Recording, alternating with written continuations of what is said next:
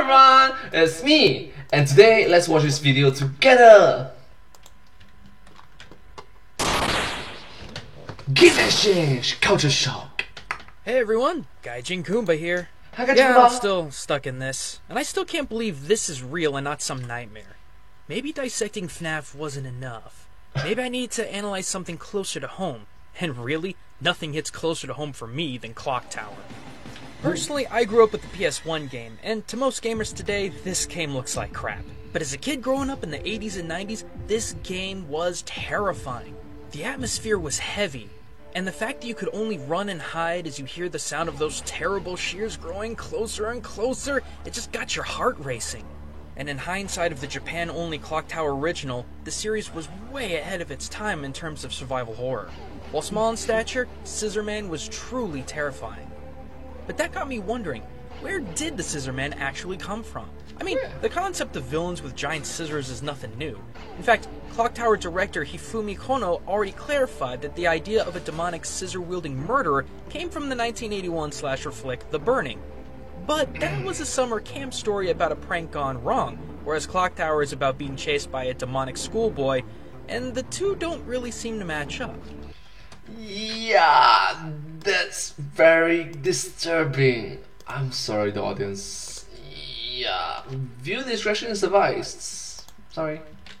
After a bit of digging though, I believe I found the true origin of the 16-bit nightmare, coming not from an early 80s slasher flick, but an 1840s collection of children's stories called Der Struwwelpeter. Sorry, What? German's not my strong suit. An interesting series of tales, and it featured, and I quote, funny stories and whimsical pictures with 15 beautifully colored panels for ages 3 to 6. What? For children age 3 to 6. What?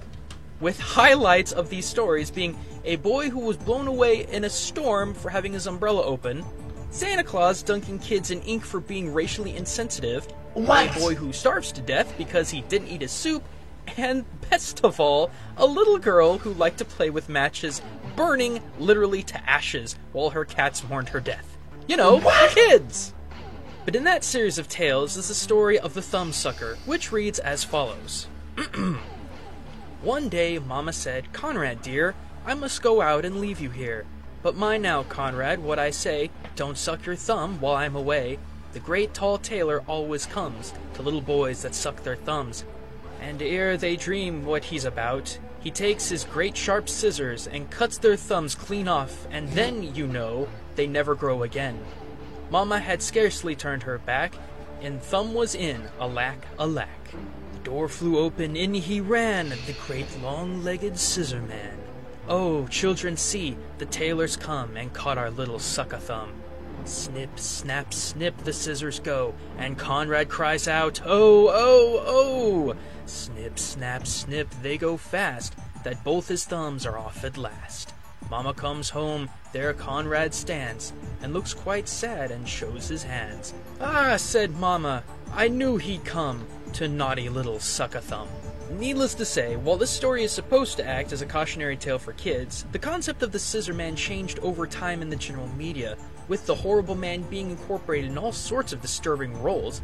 So, avoid strangers with big scissors, and it's very awkward. Such as his mention in the 1930s haunting poem The Two by W.H. Auden, or the use of Scissor Man in modern media like Doom Patrol Volume 2, Issue 19, where the Scissor Men are portrayed as dark yet strange beings who wear upside-down crosses and have scissors for hands who literally cut people out of reality.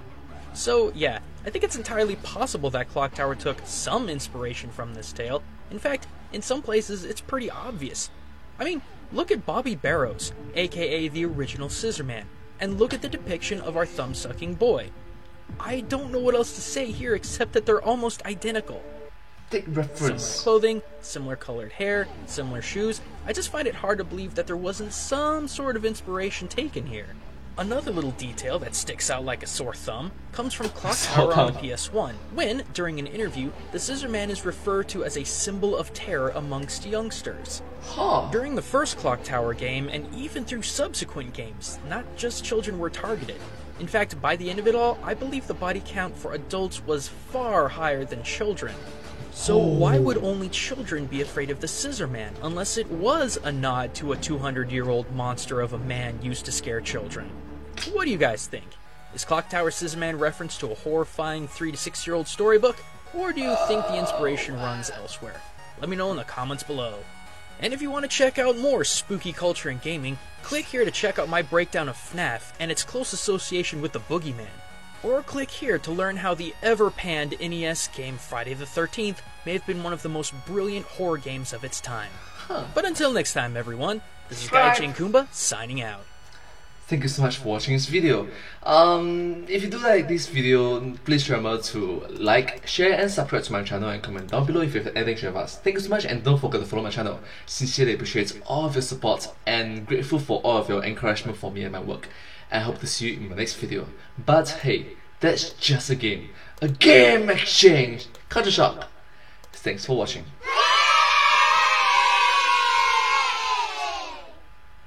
And subscribe. Thank you so much.